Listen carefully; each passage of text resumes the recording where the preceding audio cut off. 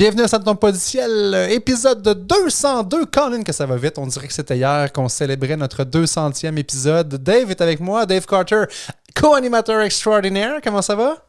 Ça va bien, François. Et toi? Life is good. On dirait qu'on est sur une espèce de nuage qui flotte depuis l'épisode 200. On a fait vraiment du gros wow. Les gens nous donnent plein d'amour sur les réseaux sociaux. C'est trippant. C'est vraiment le fun. Ah, c'est un bel épisode. Tout le monde a participé. Puis, ça a fait des belles connexions parce qu'on a eu des feedbacks de ça. On parlait des perfect matchs qu'il y avait eu, mais pour la communauté de monde qui sont en affaires, ça a été profitable, là, ce 200e épisode. Définitivement.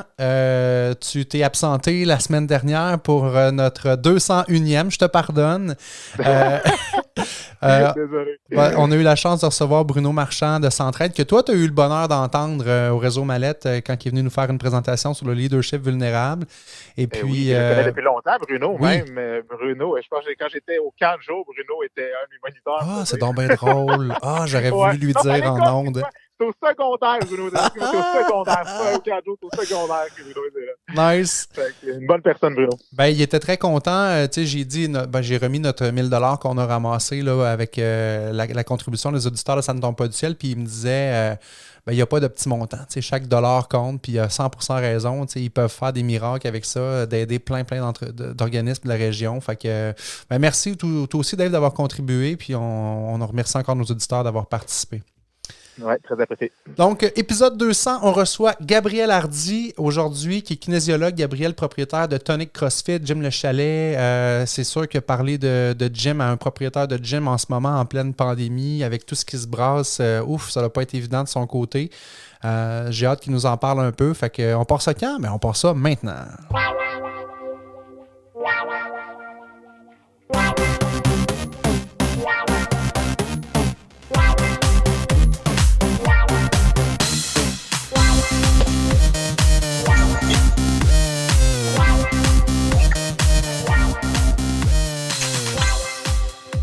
Hey Gabriel, bienvenue à Ça ne tombe pas du ciel. Merci d'avoir accepté l'invitation. Super agréable à vous autres de me recevoir. Merci de me donner la chance d'être avec vous. Ça nous fait vraiment plaisir. Les gens connaissent sûrement tous le Gym Le Chalet, Tonic CrossFit. T'es des locaux qui sont au cœur de la ville. Tout le monde a déjà passé devant. T'étais pas ouvert dans le temps du Palladium, par exemple, hein?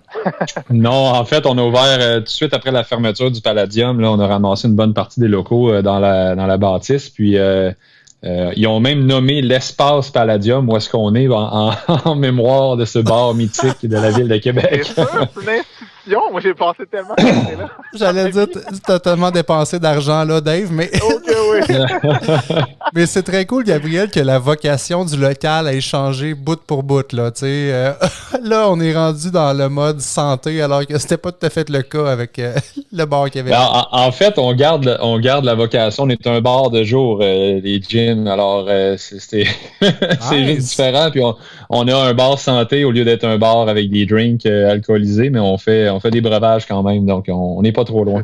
Puis moi, je ne suis pas encore tombé dans la potion magique du CrossFit. Je m'en fais parler. J'ai des gens autour de moi qui sont adeptes, mais tout le monde me dit ça, qu'il y a une espèce de vibe de communauté, que c'est assez fort quand même. Là. C'est quelque chose qui est en croissance. Est-ce que tu as commencé avec d'abord la portion gym ou dès le début, c'était gym et CrossFit, puis tout était là en même temps? J'ai commencé en 2006. Je suis parti en Europe finir mes études là, pour le côté préparation physique et psychologie sportive chez les athlètes et tout ça. À mon retour, j'ai commencé avec les Remparts comme préparateur physique. Puis j'ai parti une petite boîte de services d'entraînement privé. Puis là, je suivais des athlètes et de fil en aiguille, la clientèle a augmenté. Et par la suite, j'ai parti Hard Gym, qui était mon premier commerce, si on peut dire ça, qu'on a ouvert ici, un centre de préparation physique, le plus gros centre de préparation physique au Québec, qui a connu un bel essor dans les débuts, mais qui malheureusement, après 3 ans, s'est mis à piquer du nez pour toutes sortes de raisons, là, puis qui a fait en sorte que ça l'a mené à une faillite de mon entreprise à ce moment-là. Et j'ai été vraiment, je pourrais dire, béni. Là, j'ai rencontré sur mon chemin des hommes d'affaires qui avaient l'intention, eux, de se partir un gym, puis qui aimaient mon local à ce moment-là. Puis ils m'ont demandé, bon, évidemment, moi, j'étais dans la faillite, alors ils m'ont dit qu'ils ne voulaient pas embarquer là-dedans, mais qu'ils allaient laisser ça passer sécuriser le bail avec le propriétaire de la bâtisse, puis me réengager par la suite comme directeur de la structure, si on peut dire ça. Puis de fil en aiguille, je suis redevenu actionnaire avec eux. Puis à ce moment-là, on était juste Jim Le Chalet. Et on a ramené par la suite Carl Gélina avec nous dans l'aventure avec Tonic CrossFit. Et de fil en aiguille, on est devenu un des plus gros centres d'entraînement de la ville de Québec, le plus gros CrossFit au Québec. Wow! Alors, on est vraiment d'une structure toute petite à une belle grosse expansion. Puis on a connu plusieurs vagues de croissance. Puis je crois que la pandémie actuelle est une de ces vagues de croissance-là pour nous. Je pense qu'on va revenir très, très fort de ça. Et voilà. Donc, c'est un peu le cheminement là, de partir de quoi à fermer, à réouvrir, à grossir, puis à être bien coaché. Puis toi, Gabriel, quand tu as fait tes études en kin, est-ce que tu avais l'idée tout de suite, dès le départ, d'ouvrir ta shop à un moment donné ou c'est venu plus tard? Non, j'avais l'idée de me partir. Puis c'est vraiment drôle. Hein, je suis tellement pas aligné, moi, pour être dans ce domaine-là. Quand j'étais au secondaire, j'aimais beaucoup m'entraîner, puis je m'étais dit un jour, je vais me partir à un gym, puis j'avais même fait marquer le mot hard gym dans ma bague de secondaire 5. C'était mon but d'envie. Puis quand je voulais faire sciences santé au cégep pour rentrer dans le département de médecine à l'Université Laval en kinésiologie. Puis première session au cégep, j'ai coulé mathématiques, physique, puis chimie. Alors, est-ce que c'est à cause du palladium ou il n'y avait pas de lien? Il n'y avait aucun lien, mais écoute, ça a été un choc total. Moi, je viens d'une petite école secondaire privée, puis j'étais bien encadré, tout ça. Puis quand je suis arrivé dans le monde du cégep, là, ça a chiré totalement. Alors, j'ai coulé toutes les concentrations qui m'amenaient vers la science santé, finalement. Puis j'ai redoublé d'efforts, j'ai remonté ma cote. Puis quand je suis venu pour rentrer à l'Université Laval, je me rappelle toujours, Mme France Dionne était la directrice de programme, puis moi, ça m'intéressait de rentrer en kinésiologie, c'est ça que je voulais faire, puis je voulais être dans le département de médecine, puis elle m'avait dit, écoute Gabriel, des gars comme toi ou des personnes comme toi, là, avec des cotères comme la tienne, puis ton historique, passent pas en première année dans notre milieu. Puis je l'avais convaincu parce que je suis quand même quelqu'un qui aime convaincre dans la vie. Et la cotère de cette année-là en kin, c'était la mienne. Donc, je suis le dernier rentré. Ah ouais, c'était terrible. Et effectivement, j'ai coulé mes cours la première session comme s'il n'y avait pas de lendemain. Ah ouais, ça n'a pas bien été. Et là, j'étais menacé de renvoi de mon programme, puis là, retravail et compagnie. Pour finalement, j'ai gradué en kin au bout de 4 ans au lieu de 3. J'ai fait profil international, profil entrepreneurial, puis j'ai parti ma business par la suite aligné avec mes intentions. Puis comme je te disais tantôt, part la business, travail fort et compagnie, puis encore un autre échec qui arrive, faillite de mon entreprise. Puis on apprend. Mais c'est pas des échecs, Gabriel, c'est des passations plates vers d'autres choses, mais tu pourras jamais dire un jour que... C'est ce qui met en commun beaucoup d'entrepreneurs. Vraiment. On parle de ça, genre, il n'y a aucun entrepreneur, je pense, qui ne s'est pas planté une fois dans sa vie pour arriver où il est rendu présentement. Là, puis tout, c'est pas le nombre de fois que tu te plantes, mais c'est comment tu te relèves. Là, puis on peut voir qu'à chaque fois, autant dans tes études que dans ta business, tu t'es relevé puis garde, tu es rendu présentement. Là. Il y a un parallèle à faire, les boys, tout le temps entre l'entraînement puis la vie en général. Puis je pense que c'est ce qui m'a aidé. Quand tu passes des périodes dures, ben ça te rend plus fort. Puis l'entraînement, c'est un peu ça. Tu vas t'entraîner, tu vas lever des charges un peu plus lourdes à chaque jour, puis ça te rend plus fort. Ou, par exemple, mes gars de hockey que j'entraîne depuis des années, la préparation physique n'est pas quelque chose qui est naturel chez les joueurs de hockey. Eux autres, ils aiment jouer au hockey, ça le dit, c'est des joueurs de hockey. Quand tu fais de l'entraînement, tu fais ça tough, c'est dur pour eux autres, mais ils savent qu'en passant au travers de l'entraînement qui est difficile, ils vont s'améliorer en bout de ligne. Fait que je pense que les étapes dans la vie, c'est un peu ça aussi. C'est les obstacles puis les défaites, entre guillemets. Il y a un dicton qui dit « Sometimes you win, sometimes you learn ». Je pense que c'est un peu ça. Il n'y a pas de lose. Dans mon cas, j'essaie de voir les événements difficiles puis essayer de trouver l'opportunité au travers. Puis écoute, jusqu'à date, ça va bien. Alors, on continue. Good job. Puis parlant d'événements difficiles, tu disais tantôt en entrevue, en entrée de jeu, que la COVID, pour toi, c'est un tremplin puis que ça vous permet de vivre une certaine croissance, mais c'est surprenant parce que ça a été quand même un gros coup dur. Ce que vous avez vécu du jour au lendemain, on ferme les gyms, on les rouvre un bout de temps, ça referme après. Comment ça s'est passé concrètement chez vous? C'est vraiment spécial. Concrètement, chez nous, comme tu viens de le dire, hein, du jour au lendemain, on s'est fait dire on ferme. C'était une maladie lointaine qu'on entendait parler aux États-Unis, un petit peu que ça commençait à arriver et compagnie. Puis, tu sais, je me rappelle, un de mes associés m'a écrit pour dire Hey Gab, là, qu'est-ce qui se passe? On va-tu fermer? Puis j'étais comme, on va aller, là. On est loin de fermer, le Canada n'est pas là-dedans encore et tout ça. Et là, l'escalade au mois de mars, il y a des cas, puis après ça, les frontières. Puis là, le premier ministre canadien se faisait pointer du doigt pour ne pas avoir fermé les frontières assez vite. Puis là, la position après ça de la CAQ, et là, tout ferme. Je crois que je suis bien conseillé, je suis bien entouré, mais je me rappelle très bien, j'étais chez moi, puis je regardais, puis je me disais, c'est quoi, est où l'opportunité? Tu sais, j'essaie de trouver était où l'opportunité. Puis, tu mettais tout de suite tes yeux en disant dans ça, il y a une opportunité. Là. Tout de suite, tu t'es mis en mode là, il y a quelque chose à ressortir de ça.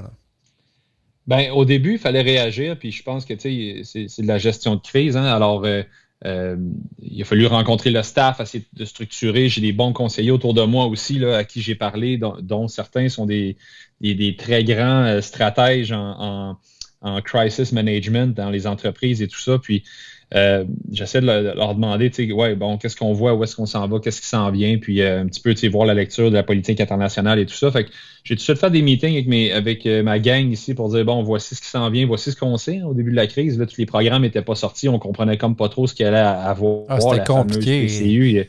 La communication, c'était pas facile. Ils savaient qu'il y avait des programmes, personne ne savait comment faire pour appliquer, puis après ça, il y avait Exactement. Des line-up là-dessus, c'est fou. Puis là, le chômage et tout ça.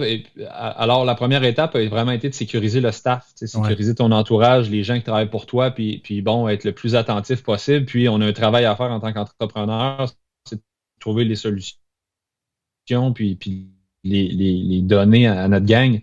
Alors, ça a été vraiment le sprint au début, c'était ça. Rassurer la gang, structurer, qu'est-ce qui s'en vient. Par la suite, c'était, comme tu dis, je me suis tout de suite mis en mode, il y a une opportunité là-dedans, puis c'est bizarre, à chaque année, à chaque janvier qui s'en vient, présentement, on est au mois de novembre. À chaque mois de janvier, c'est la nouvelle année. Puis je ne sais pas pourquoi, dans ma tête, 2020, elle est une année vraiment spéciale sans savoir ce qui s'en venait. Puis j'avais la conviction que c'était une année de transition, puis une année très importante. T'es-tu en train de dire, Gabriel, que c'est de ta faute, tout ça? Là? C'est de ma faute. Ouais, c'est de ma faute. Non, mais tu sais, je parle comme un genre de prophète. Là, Nostradamus. Je sais pas, c'est ça. Dans ma tête, je sais pas pourquoi. Puis je me rappelle, je marque souvent mes trucs, puis qu'est-ce que je veux faire, puis qu'est-ce que je veux accomplir, puis mes objectifs et compagnie. J'ai tout le temps mon board à côté de moi. Puis 2020, dans ma tête, c'était important. Fait que quand ça s'est arrivé, je me suis dit, où est l'opportunité? Puis on a structuré la business tout de suite. Dans 2 jours, on s'est reviré de bord. On a commencé à donner des entraînements en ligne gratuitement à tout le monde qui voulait faire du CrossFit. Là.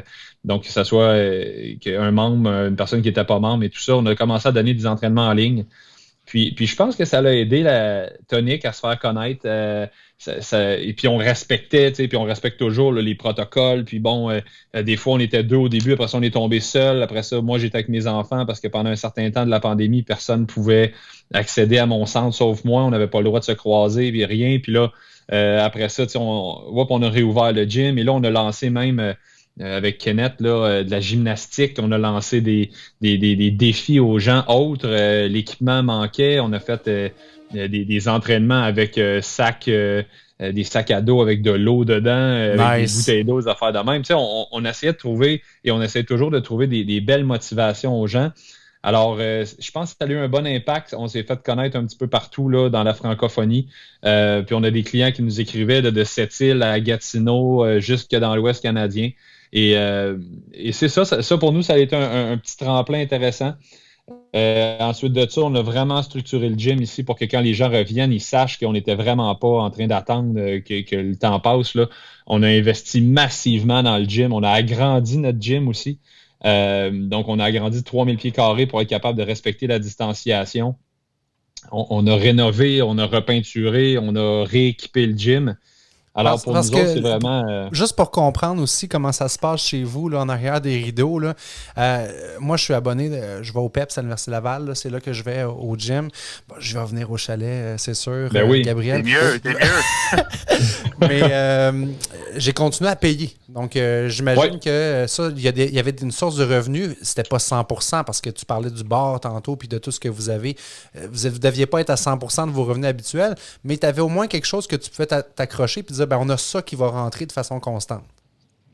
Oui puis non, parce que tu as raison de dire qu'il y avait la possibilité de continuer à payer ton abonnement. Il y en a d'autres qui ont juste appelé pour canceller. Ça nous a permis évidemment de gonfler notre compte de banque parce qu'on était fermé. Donc, tu sais, il n'y avait pas vraiment de sortie, on n'avait pas de staff et bon, tout ça. Ça nous a permis de bien nous positionner. Moi, j'ai fait des forecasts de 18 mois avec ce que je savais, puis un petit peu vers où on s'en allait. Puis là, avec la deuxième vague, il faut tout refaire et compagnie. Mais les forecasts étaient faits. Mais ce qu'il faut comprendre, c'est que l'argent qui rentre n'appartient pas à ce mois-là, c'est des revenus reportés. Donc, en réalité, quand les gens, on a réouvert le gym, ben là, je leur devais des mois parce qu'ils m'ont payé puis le service n'était pas offert. Alors, tout de suite, en réouvrant le gym, on a redonné tous nos mois aux gens qui avaient payé pendant la crise. Alors, oui, c'est un revenu temporaire, mais après ça, c'est des mois que je dois à 0$. Les gens ne payent plus. Tu peux pas trop piger là-dedans non plus. Là. Ouais, c'est la gestion de ton cash flow vraiment. Là, parce qu'il y en a du cash flow, mais il n'est pas acquis. Là, c'est exactement. Puis c'est pas, tu sais, les gens, là, les 3 premiers mois, on était fermés 14 semaines. Les 14 premières semaines, tous les gens qui m'avaient payé ne me payaient plus. Donc là, mon chiffre d'affaires a chuté grandement. Et c'est ça. Alors, tu sais, c'est vraiment de bien gérer. Oui, il y a des gens qui payent, mais c'est juste de l'argent qui est prêté en attendant que tu redonnes. Fait que c'est une pause dans le temps. Alors, on fait attention, on structure bien les choses, puis on se renseigne beaucoup sur les programmes gouvernementaux. Il y a tout le temps des petits twists. J'ai un fiscaliste d'un côté avec qui je discute régulièrement, essayer de bien comprendre c'est quoi qui se passe. Puis, parce que tu sais, tu peux bien demander beaucoup d'argent présentement, mais tu veux pas que dans 2 ans, tu ailles tout ça redonner parce que tu as fait une erreur à gauche, à droite. Alors, il y a beaucoup de calculs, il y a beaucoup de structures autour de ça. Mais tu sais, je vois beaucoup de monde, moi, se plaindre, puis je suis pas trop de même dans la vie, j'aime pas trop me plaindre, j'aime plus être partie de la solution. Il y a une grosse portion ici au Québec qui, je crois, ne comprend pas c'est quoi être entrepreneur. Puis présentement, les gens chialent après le gouvernement, mais la réalité, là, c'est que quand tu es entrepreneur, à un moment donné, il faut que tu montes les dents aussi un peu. Puis je pense que la pandémie, tout le monde est dans la même pandémie. Puis là, il y a des gens qui disent « Ouais, mais mon commerce va faire faillite. » C'est possible, hein, il va en avoir des faillites comme il y en avait avant la pandémie, il va en avoir après, puis il y avait du monde qui était dans des situations très précaires avant la pandémie, puis qui de toute façon s'en allait peut-être vers un désastre. Il y a des industries complètes qui s'en allaient dans 10 ans à plus exister, puis qui y croient encore, puis qui investissent massivement. Je pense notamment au cinéma. Les cinémas, c'est un peu en voie d'extinction, mais ceux qui sont dans le domaine, ils y croient, mais si tu regardes l'économie internationale, puis tu regardes les trends, c'est pas quelque chose qui est appelé à rester. Mais bon, c'est ma lecture, mais en tout cas, tu sais, quand tu y crois, tu investis et tout ça. Moi qui voulais t'offrir d'ouvrir une section club vidéo à ton gym, on va oublier ça tout de suite. Oui, alors club vidéo est un bel exemple de ce qui marche plus de ce temps-ci. Mais, tu sais, quand je dis montrer les dents, c'est que je pense qu'il y a beaucoup d'entrepreneurs qui s'attendent à ce que ce soit le monde qui soit gentil avec eux. Puis présentement, moi, je me rappelle la première chose que j'ai fait quand la pandémie, la première vague a commencé, j'ai écrit à mon propriétaire, puis je dis bon, ben là, je te paye plus le loyer. Wow. C'est fini. Puis je ne savais pas j'avais combien de budget, puis je ne savais pas non plus s'il y avait des programmes gouvernementaux qui allaient sortir. Mais une chose qui était certaine, c'est que je devais protéger mon cash flow. Puis que cette crise-là ne passera pas par les petits entrepreneurs, elle va passer par les gros propriétaires immobiliers. Puis si eux ne payent pas les banques vont se mettre à chialer. Puis là, tu sais, c'est une escalade des problèmes qui se ramassent au gouvernement. Alors ça, je pense qu'il y a beaucoup Puis bon, écoutez, j'ai appris à bonne école aussi. Là, j'ai des associés en or qui sont des hommes d'affaires brillants, puis qui m'aident aussi là-dedans. Mais je pense qu'à un moment donné, en tant qu'entrepreneur, la vie n'est pas rose. Puis on doit à un moment donné montrer les dents. Puis moi, j'ai la chance d'avoir des très, très bons propriétaires immobiliers qui m'ont tout de suite appelé pour dire, écoute, on va essayer de trouver des solutions ensemble et tout ça.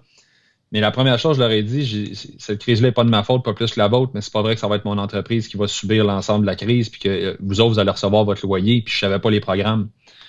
Pas plus maintenant, hein, dans la deuxième vague, là, il y a 90% du loyer pour les entreprises qui sont fermées, mais moi, j'ai appelé mes propriétaires pour dire le 10%, oubliez-les, là, il ne sera jamais payé. C'est un gros statement, mais ça start une négociation. Ben, c'est très cool. Vrai. C'est tout à ton honneur. Puis effectivement, comme tu dis, montrer les dents, de dire, regarde, on part de là. C'est pas vrai que c'est moi qui va faire les frais de cette crise-là. Là. Tu as raison. Là. C'est pas de ta faute, c'est pas de leur faute, mais quand on met de la pression sur le système, puis qu'on comprend un peu les rouages, il a sûrement fallu que tu te détaches là, de ton quotidien et des opérations pour réfléchir à dire comment je peux faire ma part, moi, Parce que c'est sûr que ça fait bouger les choses. Là. Si tout le monde pense comme toi, Gabriel, il va en avoir de la pression sur les banques, il va en avoir de la pression sur le gouvernement, mais c'est une façon, dans ce silence-là, en montrant les dents, de dire regarde, moi, là, c'est comme ça que je vais passer à travers. Là. Puis je pense que c'est une manière aussi. Les dents, Gab, parle-nous un peu, genre, justement, du CCICP, la coalition là, par rapport à ça avec les gyms du Canada. Et oui, ben si tu veux, on va y venir sans problème. Là. Je veux juste finir le point. Ouais. Je pense pas que c'est d'être un requin des affaires que d'entamer une négociation avec un propriétaire immobilier, avec des fournisseurs et tout ça. Puis je pense pas non plus qu'il faut que tu te viennes pas avare, mais tu sais, je pourrais pas dire le mot crosseur, là, mais tu sais, c'est pouce, mais pouce égal. Il y a du respect aussi là-dedans. Là. Je pense que ce que tu dois, tu le dois. Si tu as un fournisseur à qui tu dois de l'argent, tu la dois. Mais ton fournisseur doit comprendre qu'il est dans la même crise que toi. Puis lui, dans le fond, quand il t'envoie le message, moi, là, j'ai besoin d'argent pour que tu paye-moi aujourd'hui, là, tu l'écoutes, puis tu comprends aussi que, parce que, tu sais, si tu te sens mal, que tu dois quelque chose, là, tu vas le payer, mais là, tu vas te mettre à risque. Moi, ce que j'ai dit à tous mes fournisseurs et tous les gens, c'est, écoutez, si je vous paye tout aujourd'hui, je vous achèterai plus jamais rien demain, parce que je vais fermer mes portes. Alors, on est tous dans la même crise, puis on doit s'en sortir tout le monde ensemble. Il y a des impératifs. Si un fournisseur est vraiment au pied du gouffre, tu ne veux pas être celui qui l'a poussé là. Mais une chose qui est sûre, c'est que tu ne pourras jamais assurer ta business demain si toi, tu meurs. Fait que, tu sais, tu dois être juste, je crois, dans cette crise-là. Et tu dois négocier. Ça ne veut pas dire que tout le monde va être d'accord avec toi, mais je pense que tu dois négocier pour protéger ton entreprise, pour protéger tes employés, puis pour protéger ton secteur d'activité. Et c'est ce qui m'amène avec Dave à ce que tu me dis là. La deuxième vague arrive, mon gym referme. J'étais au fait que la CCICP, donc le Conseil canadien de l'industrie du conditionnement physique, existait dans la première vague. Je les ai appelés, j'essayais de comprendre un peu ce qui se passait. La deuxième vague, j'ai dit, bon, là, je sais un peu plus où est-ce que je m'enligne. Là, je vais m'impliquer. Là, je vais m'impliquer dans le changement. Parce que c'est facile de chialer, puis c'est tellement simple de chialer sur des décideurs. On le sait tellement en tant que gens d'affaires que quand tu prends des décisions, c'est jamais aussi facile que quand tu es dans les estrades puis tu regardes les décisions se prendre. C'est parce que du point de vue des estrades, c'est un peu la fameuse image de l'iceberg qu'on voit partout sur Internet. Tu vois juste ce qui sort de l'eau. Tu vois pas tout ce qui se passe en dessous. Tu peux dire Arruda, si, c'est pas bon. Mais lui, là, puis le gars, là, ils ont des données que nous, on n'a pas accès. Là.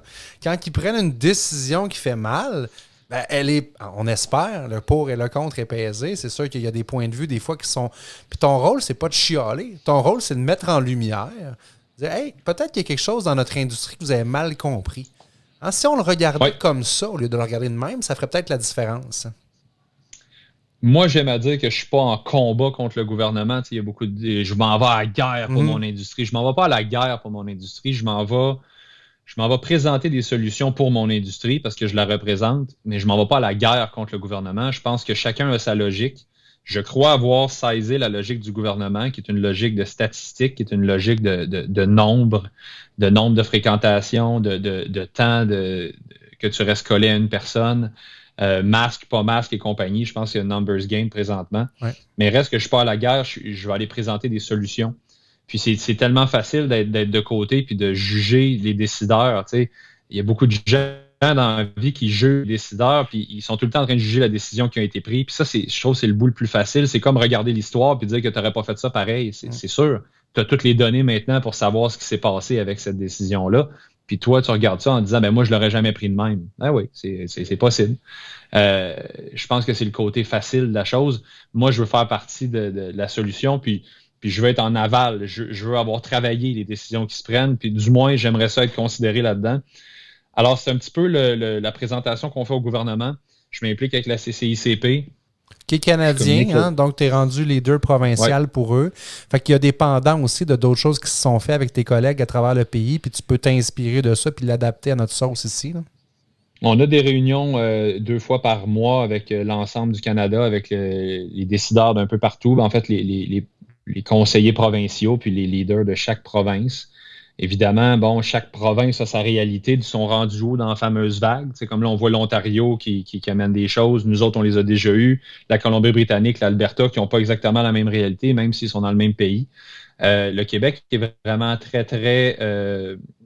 c'est les premiers à vivre un peu toutes les vagues rouges, à vivre la pandémie intensément et tout ça. Alors, ce que nous, on vit ici est beaucoup copié ou inspire le reste du Canada à ce qui peut s'en venir après. Le fonctionnement du Québec aussi, comment il structure sa population, a un impact sur les autres provinces, sur comment eux vont structurer la leur. Alors, tu sais, on est quand même assez, pas pionnier, là, c'est un peu pas le bon mot, là, mais... précurseur en tout cas. Précurseur, ouais. Exactement. Alors, j'essaie de m'impliquer. Tout de suite après la rencontre que j'ai avec vous aujourd'hui, là, je m'en vais dans une rencontre avec la ministre Charest, puis on va discuter de ce qui s'en vient. J'ai proposé 9 solutions que j'ai regroupées en 3 course of action, donc 3 propositions principales dans lesquelles il y a des solutions. Puis nous, on veut vraiment se positionner intra-crise. Donc, on a une crise à vivre aujourd'hui. Il y a des choses qui se passent. On doit les adresser. Notre industrie et je crois un petit peu mal positionnée, je pourrais dire, dans cette crise-là parce qu'on n'appartient à personne. On est, tu sais, un gym, c'est considéré présentement, si je regarde le fait que je parle avec la ministre Charest, c'est considéré comme sport et loisir. On est d'accord?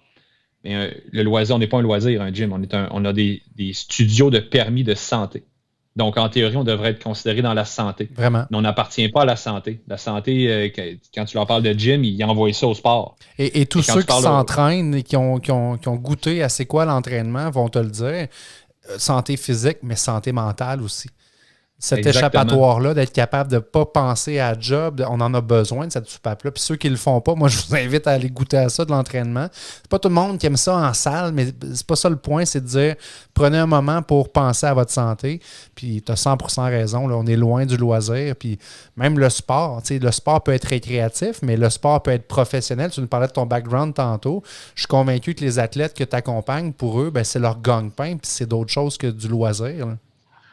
C'est effectivement, puis la santé, on est loin de l'esthétique. Maintenant, oui, il y a encore des bodybuilders, c'est correct. J'en suis un, là, je me confie aujourd'hui, ça paraît. C'est ça, je voyais ça, là, je me suis dit, ce gars-là, il est musclé.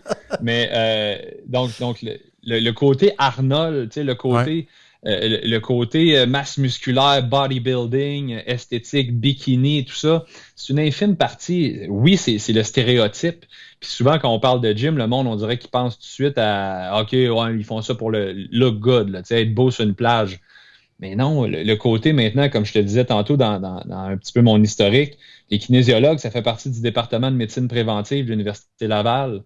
Donc, on est loin de l'esthétique, on est dans la guérison, on est dans la prévention de maladies chroniques, puis les maladies chroniques, là, c'est obésité, diabète, les cancers, l'hypertension artérielle, t'en as beaucoup de... Tout ce qui est inflammation, maladies inflammatoires, il y en a énormément, là.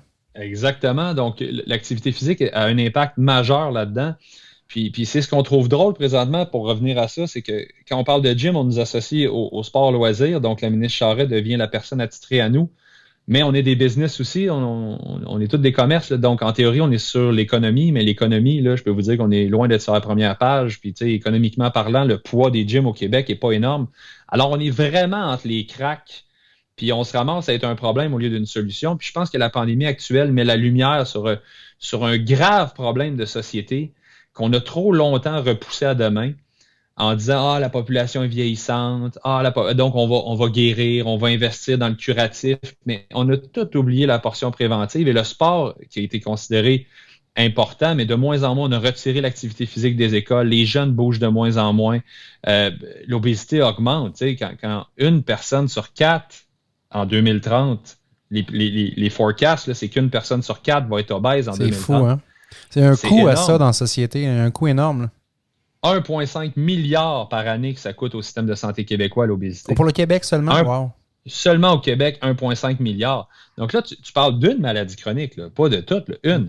Si tu regardes que l'obésité, les diabétiques de type 2, vous savez qu'il y a 2 types de diabète. Le diabète de type 1, qui est un diabète inné, donc je vais naître avec ça, je vais être obligé de me piquer à l'insuline toute ma vie. Un diabète de type 2, qui est un diabète acquis, c'est-à-dire que le corps se fait trop souvent présenter du sucre et à un moment donné, il ne répond plus. Et là, tu as des problèmes de glycémie. Là, tu dois introduire l'insuline. Ben, 90% des diabétiques sont de type 2. C'est un diabète acquis. Quand tu fais de l'activité physique, tu es capable de régler à peu près 60% de ces cas-là. Wow. Là, tu es en train de dire que tu as un médicament qui te coûte, mettons, dans le plus bas de ce monde, 9,99 par mois. Puis tu es capable de régler un problème d'une société complète, 60% des diabétiques de type 2. Hey, sérieux, c'est énorme, là. Puis là, tu parles d'entraîneurs que présentement, ils nous mettent comme ça, c'est du loisir. Ça, c'est on va y mettre de côté. Attends une minute, là, on n'est pas. Puis j'adore les restaurants. Je veux dire, mes associés, c'est des bons restaurateurs, des restaurateurs puissants au Québec. Mais c'est un loisir, aller au restaurant. Le cinéma, c'est un loisir. Aller au théâtre, c'est un loisir. L'activité physique, là, puis je relisais encore aujourd'hui au niveau fédéral, au niveau provincial, ça fait partie de l'ADN d'une société, l'activité physique, et là, on la met de côté. Puis si on a des gros problèmes, puis je termine là-dessus parce que ma réponse est beaucoup trop longue. Si on a des gros... parce que moi, je suis content de voir un gars qui est passionné, puis non seulement qui est passionné, mais qui décide de prendre action, parce qu'on s'entend que pour le gym Le Chalet, ben, tu sais, dans le day-to-day, tu aurais pu prendre ce temps-là puis l'investir ailleurs, mais je pense que ta vision, elle est plus globale, puis que tu te dis que ce que tu mets comme temps là-dedans, ben, ça va te revenir. Si tu réussis à faire changer le mindset du gouvernement, puis tu as ce pouvoir-là, Gabriel, de le faire avec tes implications, ça va être vraiment un gros win pour l'industrie au complet. Fait que moi, des gars comme toi, là, on en veut n'importe quand à l'émission. Là. Chapeau. Là. T'es gentil, merci. Mais tu as totalement raison. Je me bats, puis pas sur moi, là, je parle pas pour me donner une tape dans le dos, là, je parle pour mes intentions. Tu as raison, j'aimerais, puis c'est exactement ce que je dis au gouvernement, le gouvernement a un énorme rôle à jouer dans nos fermetures. Ils ont pris la décision de nous fermer. Puis est-ce qu'elle est bonne, est-ce qu'elle n'est pas bonne, on peut en débattre, mais ils ont quand même pris cette décision-là. Puis je pense que le gouvernement Legault, ce qu'on ne peut pas leur enlever, c'est qu'ils sont très, très impliqués à combattre la COVID présentement, puis ils mettent toute leur énergie. Mais j'aime à dire qu'eux autres aussi vont avoir une deuxième vague, puis la deuxième vague, ça va être de relever l'économie. Puis avec autant de fougue puis d'intensité, d'aller relever les industries qui ont mangé une bonne volée pendant la COVID. Puis je pense que notre industrie, il va devoir avoir de la publicité de la part du gouvernement, comme ils font pour la CNESST pour prévenir les blessures en milieu de travail. Ils vont devoir faire le même genre de publicité, le même genre d'intensité de message pour dire aux gens à quel point, si vous étiez en forme plus, les impacts non seulement sur le système de santé seraient énormes, mais là, on le vit. Là. Une société pas en forme se fait rentrer dedans bien comme faut par un virus qui attaque les gens qui ont des conditions secondaires.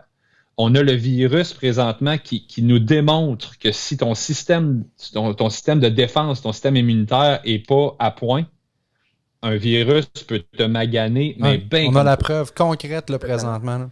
Ah ouais. Et moi, je peux même encore plus loin que ça. Regarde, tu sais, on parle des fois de la main-d'œuvre qualifiée qui est difficile à trouver, mais partons du début, tu sais, je pense que c'est un peu comme l'activité physique. Tu sais, si tu inculques à un enfant que c'est bon, c'est le fun de faire du sport, ben ça va donner un mode de vie. Puis tout au courant de sa vie, ben tu vas forger justement quelqu'un qui va être gardé, puis ça va faire partie de ses valeurs. Mais même chose, si tu gardes quelqu'un à l'école grâce au sport, puis moi, j'ai été sportif jusqu'à l'université, puis tu sais, c'est ce qui m'a gardé un peu. J'ai aimé l'école, mais je sais qu'il y a du monde qui aime pas mal moins l'école, puis c'est le sport qui garde là. Mais encore là, tu t'assures d'avoir quelqu'un qui va rester à l'école, qui va devenir qualifié, qui va être capable de travailler dans des bonnes jobs qui sont justement des fois qu'il y a des manques au Québec. Fait que c'est de là aussi que, tu sais, qu'on parle de sport en général, mais il y a du monde aussi qui vont se découvrir à travers le gym qui dit moi, j'aime pas les sports d'équipe, j'aime même pas les sports individuels, mais je trouve de quoi d'intéressant dans les gyms. Fait que soit le sport ou le gym, je pense qu'il faut que ça parte à la base, le sport, pour que vraiment il y ait une meilleure conscience de la valeur du sport dans notre société, autant pour la santé, mais aussi d'avoir du monde qui sont capables de s'éduquer à travers ça, parce que ça garde pas mal de gens ces bancs d'école grâce à ça. Ce qu'on va faire, Dave, c'est qu'on va prendre l'entrevue qu'on a eue avec Gabriel, on va l'envoyer à la ministre que tu rencontres éventuellement bientôt, mais peut-être que aussi à son collègue à la santé, peut-être au premier ministre, ça serait bon qu'il entende ce discours-là pour que le mindset change un peu puis qu'on voit tout le bénéfice de prendre action dans notre vie, de sortir de chez nous, mettre nos choux-claques, aller bouger. Et Gabriel, quand ça rouvre, je veux que tu reviennes à l'émission puis qu'on parle vraiment concrètement de Gym Le Chalet parce qu'on a donné beaucoup de spotlight à l'industrie puis il fallait le faire. Mais toi, comme entrepreneur, je veux que nos auditeurs t'encouragent puis aillent te voir puis aillent vivre l'expérience que tu as soit avec le CrossFit ou avec le gym. Puis tu reviendras nous voir avec un petit coupon gratuit d'essai ou peu importe pour faire essayer ça à nos auditeurs. Yes, sir, ça c'est sûr et certain. Je vais répondre à votre invitation puis je vais remercier vos auditeurs avec un beau cadeau. Ça, c'est garanti. Merci beaucoup, Gabriel Hardy, de ta présence, ton passage à l'épisode 202. Ça va rester écrit dans les historiques de nos épisodes comme étant un super épisode qui ouvre le mindset sur bien des affaires puis des réalités des fois qu'on prend pour acquis mais qu'on ne prend pas le temps de réfléchir. Bon succès pour la suite des choses. Merci. Bonne rencontre aussi avec la ministre, Gab. Yes, on est en feu. Là, vous m'avez craqué, là, je rentre là-bas. Yeah! Puis dis-y qu'il y a un lien qui s'en vient là, sur une adresse courriel dans les prochaines heures. Là, on va y envoyer le lien de l'émission pour l'écouter. Vous êtes trop gentil. Salut Gab, à la prochaine. Bon succès. Merci, salut, bye. Bye bye. Alors, mon Dave, ça conclut notre épisode 202. Merci d'avoir été là. Moi, je m'amusais sur la plateforme BeLive que je commence à maîtriser de plus en plus. On va prendre des extraits de ça peut-être pour faire des... Écoute, il y a des bouts que Gabriel nous a raconté que moi, je trouve que c'est de la bombe. Là. Il y a des messages percutants qu'il envoyait. Fait qu'on va peut-être faire de la petite promo là, sur Facebook avec ça. Mais sinon, merci d'être là à nos auditeurs. On continue d'être présent sur Spotify, sur Apple Podcast, sur Facebook, sur YouTube. On est partout. On est partout. Fait que merci à toi, François. Encore là, tu as géré ça d'une main de maître. Fait que, on était rendu au épisode 203. 203, et regarde, d'ici peu, on célébrera notre 1000e épisode. Va falloir commencer à penser à ça, à la vitesse qu'on va. Salut, mon Dave! Salut, François!